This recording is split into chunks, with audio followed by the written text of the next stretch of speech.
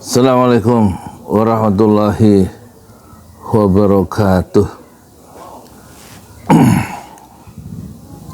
Saya Yudi Pramuka, tukang bubur ayam dari Parung, YouTuber politik tertua di semesta.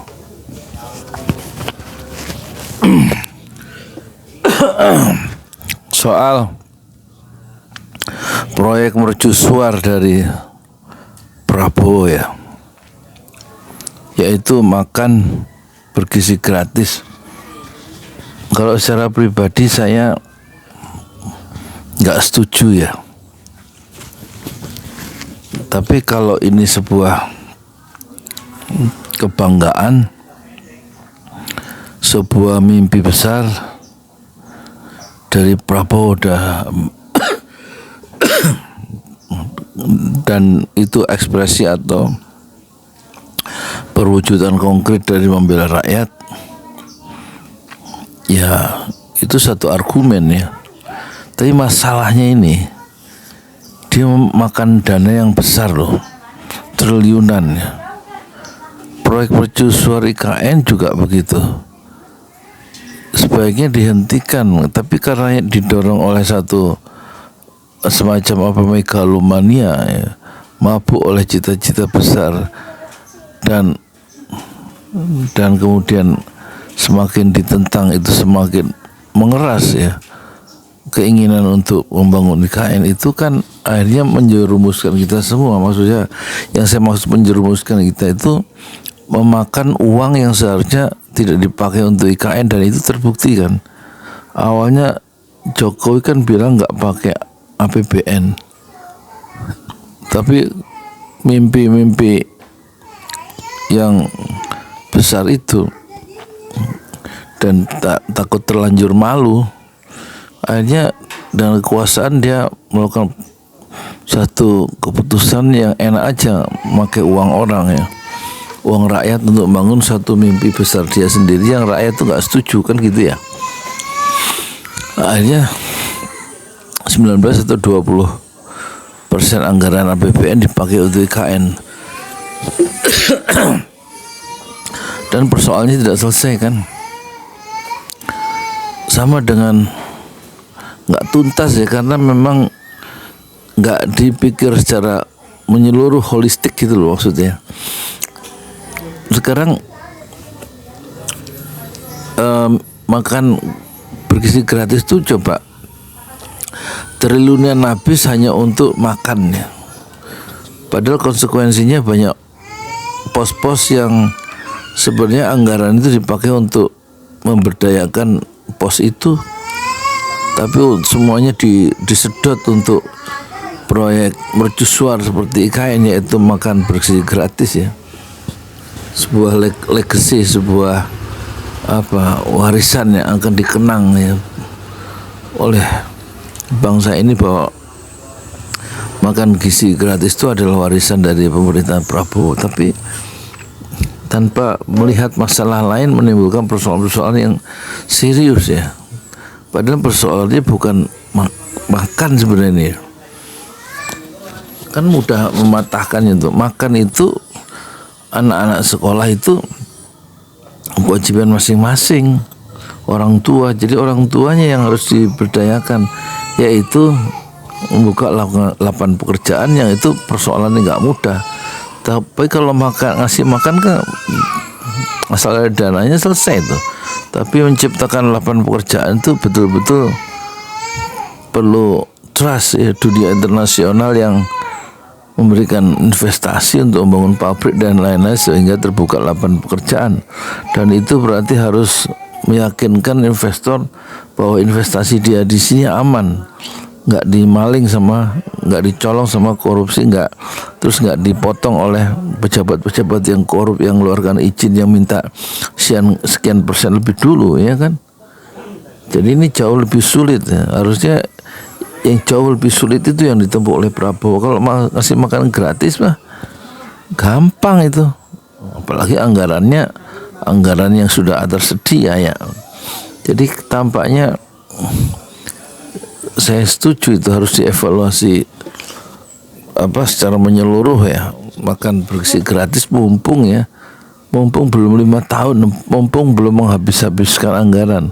Kecuali kalau investasi pendidikan di bidang pendidikan gratis itu masih ada hope ya, ada harapan ya, untuk mereka menjadi pemimpin yang tercerahkan setelah lulus pendidikannya, bisa sekolah, bisa S1, bisa S2, bisa S3. Itu yang digarap ya.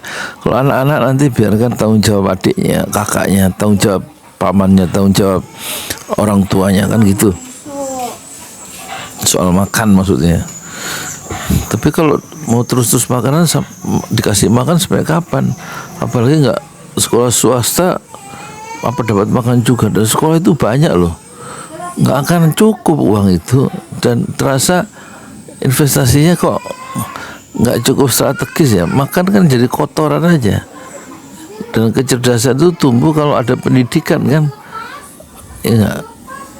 Nggak cukup dengan makan, tapi isi otaknya itu, isi kepalanya itu, dan isi hatinya itu lewat proses pendidikan yang lama, yang lebih panjang.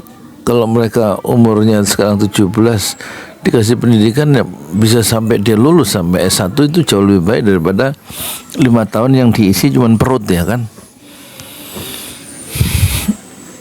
Ya, jangan terlalu terpukau oleh pola barat. Di barat itu anak-anak makan gratis karena orang tuanya juga sudah mapan secara ekonomi, dan kalau menganggur itu ada jaminan sosial tiap bulan yang mereka bisa dapatkan dari negara. Di sini kalau orang menganggur, negara juga nggak bisa menjamin biaya kosnya sebulan kan. Padahal pengangguran itu yang pokok di sini, bukan kelaparan itu. Ya anak-anak yang berangkat ke sekolah tanpa sarapan jajan juga, nggak kelaparan mereka.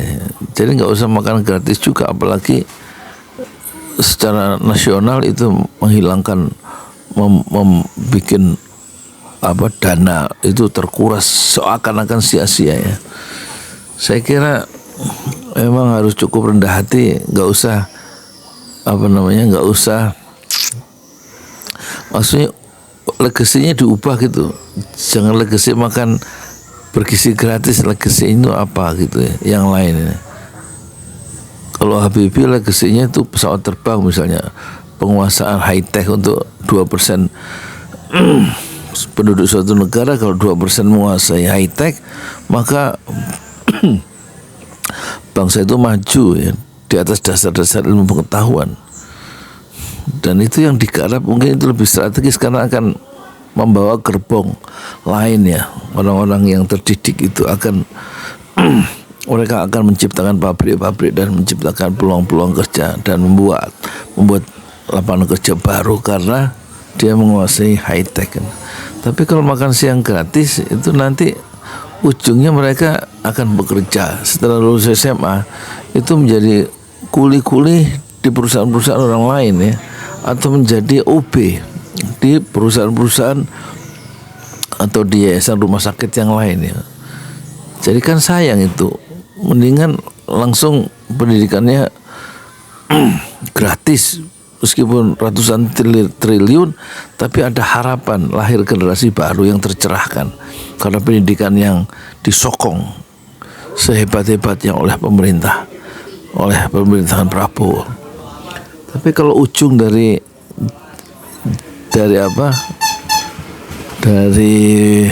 makan gratis ngurangi stunting ya. Stunting kayaknya program khusus gitu loh, diurus stuntingnya supaya nggak kekurangan gizi, tapi terus menyebarkan ngasih makan gratis ya. Kalau menurut saya ini coba dipikir lagi memang ya, dievaluasi lagi secara menyeluruh gitu, makan siang gratis. Memang pilihannya lebih baik pendidikan gratis ya. Pendidikan gratis itu lebih memberikan harapan bagi lahirnya satu lapisan generasi baru yang akan mengangkat bangsa itu lewat ilmu pengetahuan yang dipermudah fasilitasnya, mencapainya oleh siapa? Oleh pemerintah, oleh anggaran yang ada, bukan habis semacam sia-sia karena setelah masuk dari mulut itu keluar dari tempat yang lain. Seakan-akan gagasan itu tidak orisinal sebenarnya, mengikuti negara-negara maju, tapi Prabowo kehilangan konteks bahwa social safety net khususnya bagi pengangguran itu juga dijamin oleh negara ketika negara itu sudah melaksanakan makan siang gratis di sekolah. Itu yang nganggur-nganggur juga disantuni. Tapi kalau di sini kelas menengah tidak disentuh ya.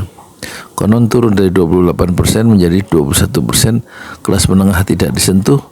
Itu sekarang disentuh anak-anak dan bansos, sementara kelas menengah itu tidak disentuh baik di pemerintahan Jokowi dan sekarang tidak disentuh juga oleh Prabowo. Dan kelas menengah itu sebagiannya bagian mahasiswa dan mereka itulah yang akan marah, dan kelas menengah itulah yang akan menjadi gangguan secara laten dalam pemerintahan Prabowo 5 tahun ke depan, karena mereka itulah yang disia-siakan oleh Prabowo. Apalagi anggaran sekarang diberikan untuk anak-anak. Harusnya bagaimana mempertebal lapisan kelas menengah supaya bangsa kita maju. Saya Yudi Pramuko, tukang bubur ayam dari Parung, YouTuber politik tertua di semesta Fasbir Sabran Jamila. Bersabarlah dengan kesabaran yang indah. Assalamualaikum warahmatullahi wabarakatuh.